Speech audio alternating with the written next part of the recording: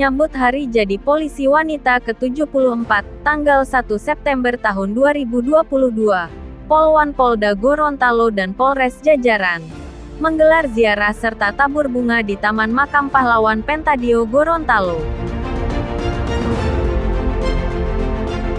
Hari Jadi Polwan kali ini mengusung tema Polri yang Presisi. Polwan siap mendukung pemulihan ekonomi dan reformasi struktural untuk mewujudkan Indonesia tangguh, Indonesia maju.